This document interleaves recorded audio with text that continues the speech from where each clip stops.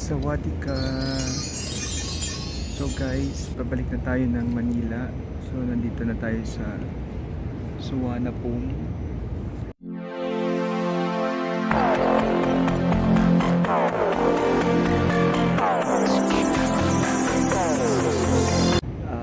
International Airport. At ayun, ang bilis lang ng araw. Natapos na agad yung ating 20 days na pagbisita sa Pakistan. Another goal achieved na naman siya. At ang dami naman mga learnings, mga experiences na nakuha ko o naranasan ko sa Pakistan. Pakistan is really a beautiful and lovely place. Hindi lang sa mga pagkain or sa pasyalan, maski kung hindi, higit sa lahat doon sa kanilang mga mamamayan. Nakakatuwa. Kahit naghihirap sila sa buhay, they are always open, they are always willing to give. Alam nyo yung hindi pa nga kayo nag-uusap, hindi pa nga nag-i-start yung usap, pagdating nyo na agad is aalukin na kayo ng chai tea, tapos may biscuit. Kaya nakakatuwa. Hindi dahil sa matakaw tayo kundi dahil na-appreciate ko yung kultura, ganun sila ka-hospitable. Akala ko dati tayo lang mga Pilipino ang hospitable, pero hospitable talaga din yung mga Pakistani. Kahit naghihirap talaga sa buhay, alam mo yung itsura ng bahay, yung itsura ng mga utensils, pero talagang maglalabas sila ng pagkain para sa kanilang bisita. Usual na refreshment nila ay usually soda, soft drinks. Siguro kasi yun yung mas mabilis na i-offer, mas mabilis na i-prepare syempre. Pero higit sa lahat, mas gusto ko sa kanila yung chai tea.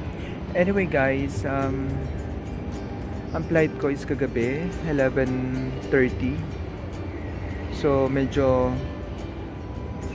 3 hours before my flight from Lahore to dito sa Bangkok. Nakalimutan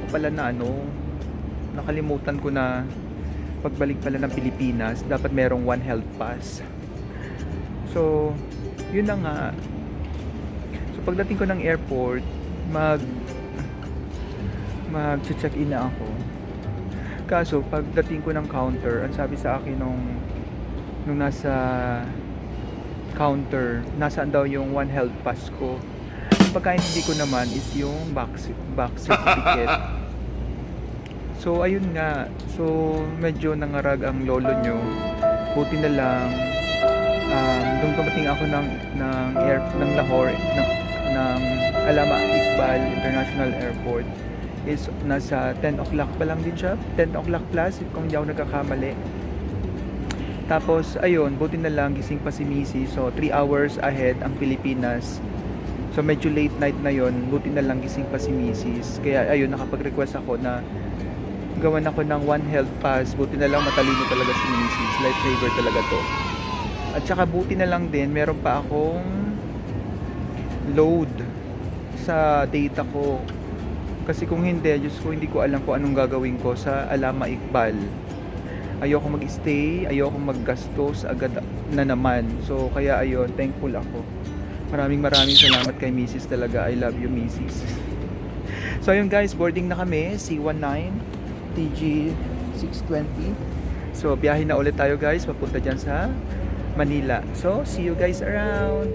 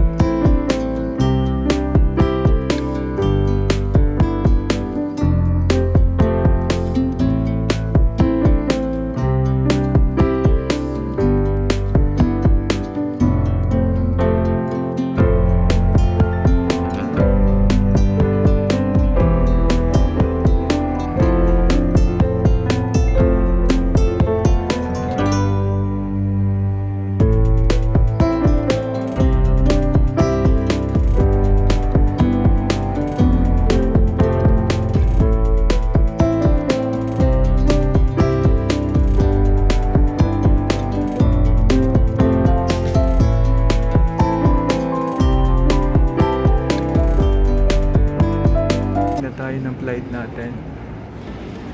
Ayun, pakita ko sa inyo.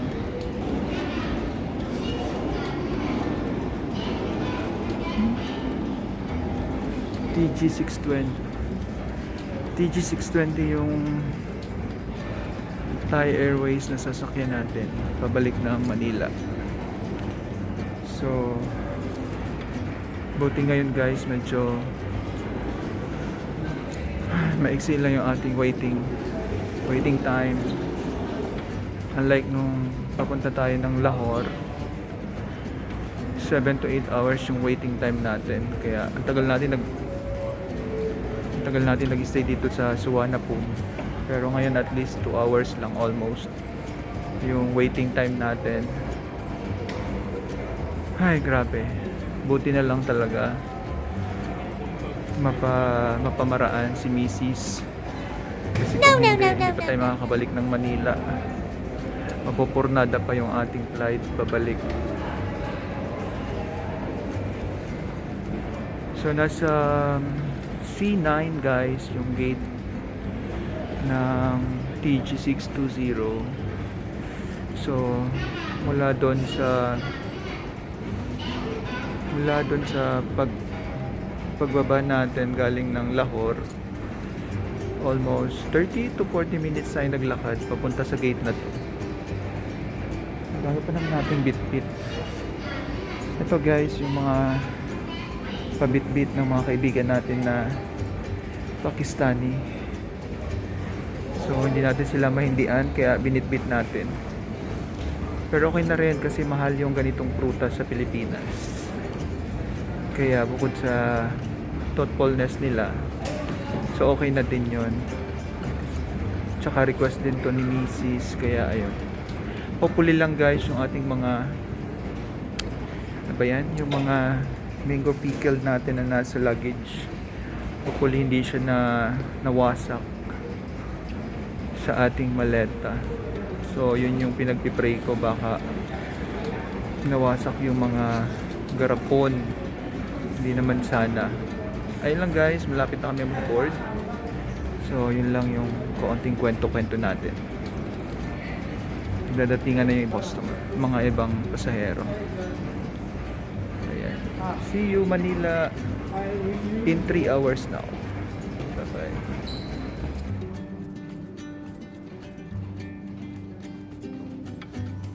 Ayun guys, masakay na rin sa wakas after 2 hours na paghihintay. Medyo pagod na tayo dyan kasi wala pang tulog. At the same time ay nagbago na naman ang ating time zone, kaya adjust na naman tayo. Ay, malapit na guys, makauwi. So guys, boarding na tayo. Malapit na tayo sa Manila. Thank you Lord. Ilang oras na lang. Nakakapagod yung biyahe guys, pero okay lang. Buti na lang talaga nagawa ng paraan.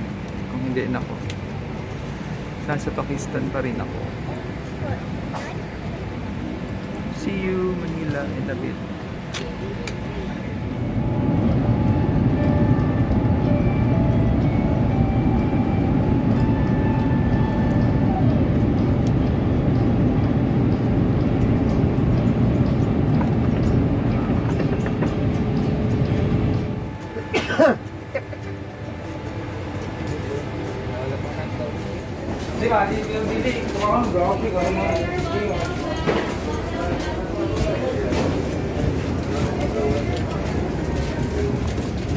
So guys, balik Pinas na tayo.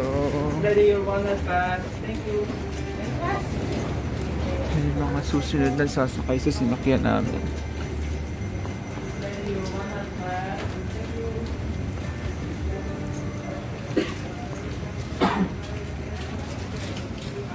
Check nila yung One Health Pass. Back to Manila.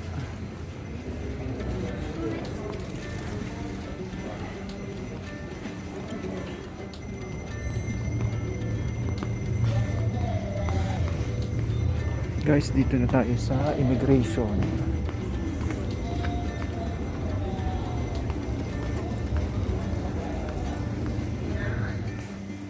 Ayun guys, after natin dumaan sa immigration kiosk, dumiretso na tayo sa Bell 3 para kunin ang ating maleta. I really hope lang sana na hindi sumabog ang ating mango pickle sa loob nito kasi baka kung ano na nangyari.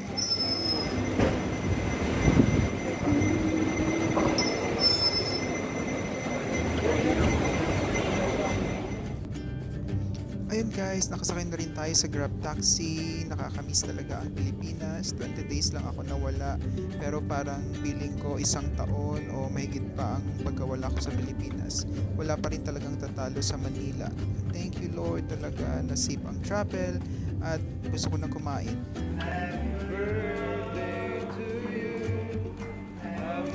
Isa sa experience ko sa Pakistan guys, ang ma-witness yung paano sila mag-celebrate ng kanilang kaarawan. So ito nga pala yung isang kaibigan ko sa Pakistan at yung kaibigan din naman niya ay nag-celebrate ng kanyang birthday sa kanyang opisina. Kaya ito ang setup nila. So karamihan sa kanilang mga bachelor at ayun, nagdiwang sila ng kanyang kaarawan itong maghihiwa ng cake. Ayun, masaya sila pero dahil ako ay dayuhan bisita, so sinama nila ako sa kanilang celebration. Medyo nakaka out of place pero very accommodating sila. So ganito sila guys magbahagi ng kanilang blessings ba kapag sila ay nag-birthday. So kahit mga lalaki sila, nagsusubuan talaga sila ng cake. Parang ito yun ay isang manifestation ng kanilang pagkakaibigan. So ayun, sinubuan ng bawat isa ng cake. Ayan.